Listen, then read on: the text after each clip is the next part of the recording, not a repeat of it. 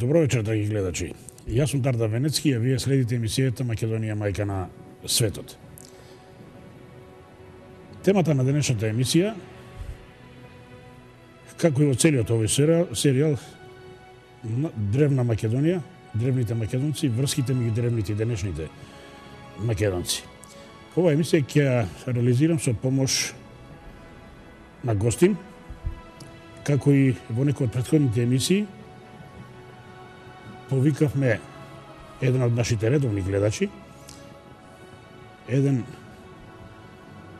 од следбениците на професор доктор Аристотел Тентов и академик професор доктор Томе Бошевски, кои што работат на дешифрирање на старите текстови од древното македонско писмо, пронајдени во Египет. Се чини ќе има и други текстови.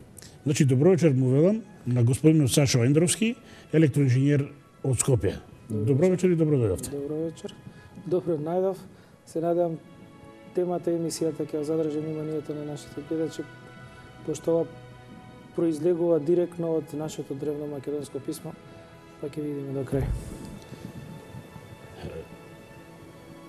Вие за сега работите на каменот од Розета, колку што ми е познато, и на каменот од Канопус. Има ли други материјали? Се наоѓаат ли? Наоѓаат или поточно ли ви доставуваат ли? Материјали има. Материјали има најмногу претежно во музеите во другите држави, Британија, Франција, Италија, Египет. Меѓутоа, со посредство на интернет, достапни ни се, така да ги наоѓаме преку интернет, али баш поради тоа што каменот од Розета е тријазичен и каменот од Канопус исто така е тријазичен декрет, успеваме да ги пратиме дешифрувањата и на тој начин да добиеме валидни резултати. Значи, со нашето читање се потврдува она што е напишано во така наречениот уницијално писмо во светот познато. Што ве привлече? Што ве мотивираше да се зафатите со оваа макотрпна работа во овие денешни време, кога некои и понатаму сака да си останеме неписмени, диви, дојденци, натрапници на овие простори? Вие се зафатите да проучувате нешто древно, кое што фрла светлина и на нашите древни македонци, меѓутоа и на врските меѓу древните и денешните македонци.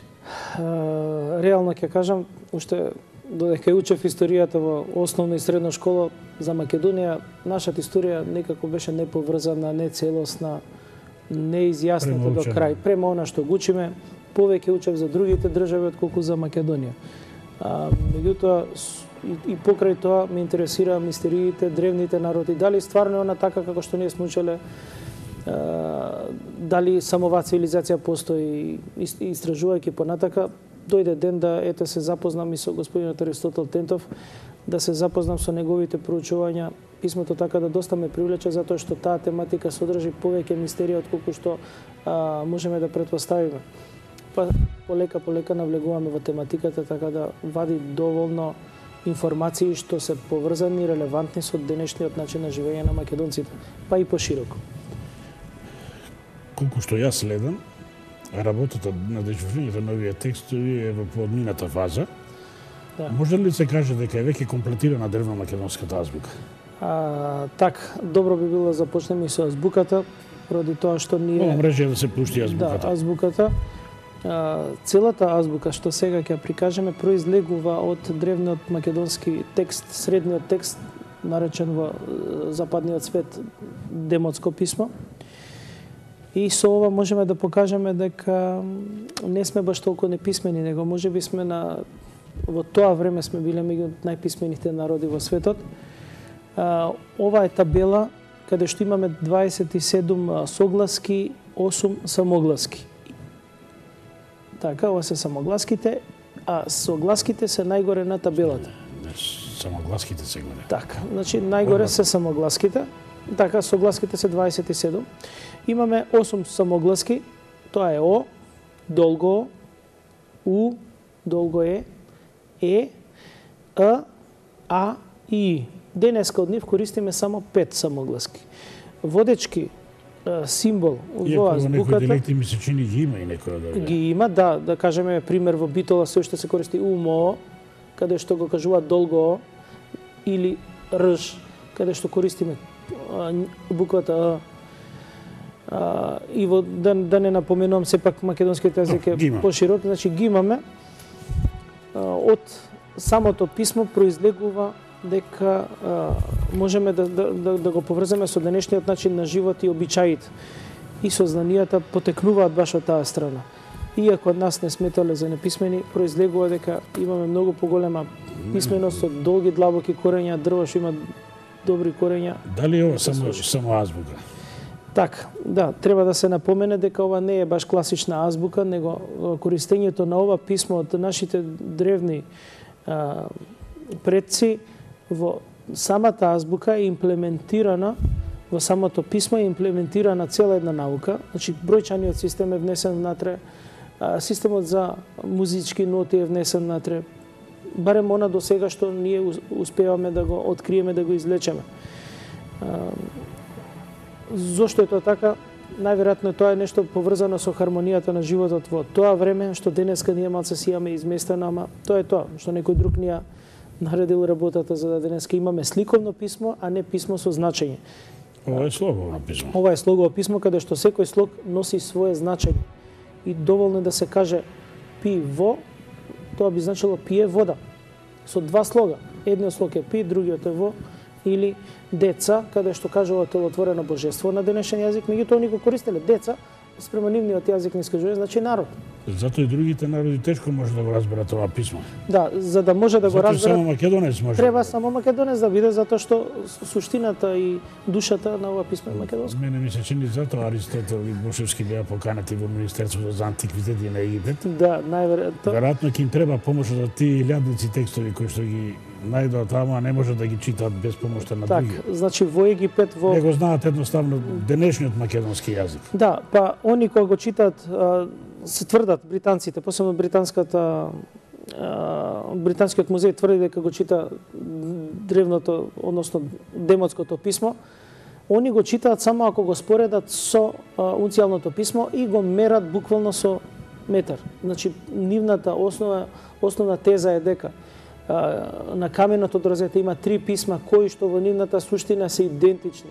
И тоа е најголемата работа што не можам ја да сватам. Не можат три различни писма да бидат идентични меѓу себе. Кога би напишал нешто на англиски, на македонски и на не знам кој друг јазик, не може да бидат со иста должина и исто значење. Значи самиот превод од македонски кон англиски губи смислата на душата на јазикот на македонскиот и обратно. Тоа е тоа. Има повеќе сознанија кои што ги нудат овие текстови. Едно од нив е откривањето на пантеонот. Македонскиот пантеон, боговите кои што тие ги славеле, ги почитувале. Да, значи може ли нешто за тоа да ни кажете? Како директна последица со читањето на каменото дрозета извадени се боговите кои што се спомнуваат таму. Прв и основен бог, првиот е Богот Во. Тоа е горе лево на сликата.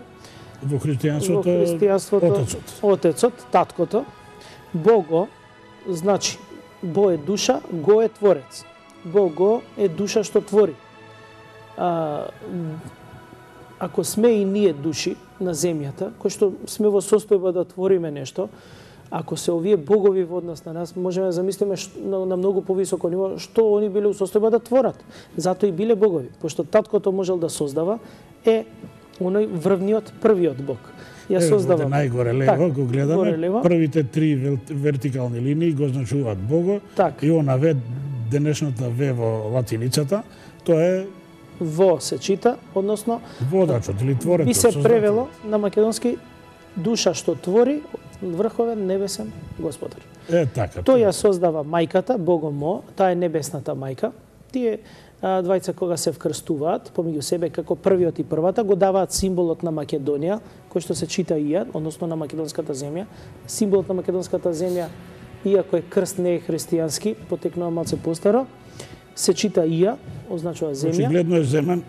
И можеме да претпоставиме каде го имаат христијаните, односно христијанството, од каде им е символот на спасението, кој што гледаме дека многу после. Ако се вратиме назад на азбуката, ќе видиме дека буквата А е таа хоризонтална линија и означува првата, а она вертикална линија е првиот Со нивно вкрстување и според митологијата, и според верувањето на древните македонци, и според од каменот од Розета, со нивно вкрстување настаната е сета жива и мртва природа, сите животни и луѓе.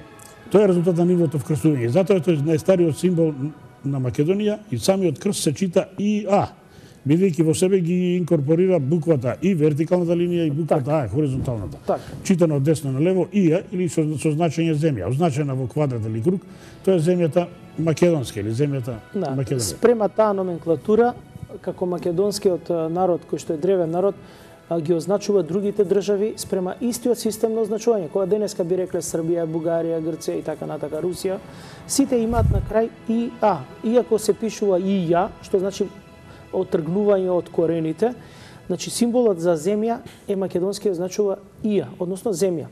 Во турскиот дел би било стан, тоа би било Авганистан, Туркменистан, Пакистан, што стан би означувало пандам на македонскиот ИА, кај англискиот е ленд, Айсланд, Айрланд, Дојчланд, значи тоа можат само да го направат само стари народи, не може било кој да има.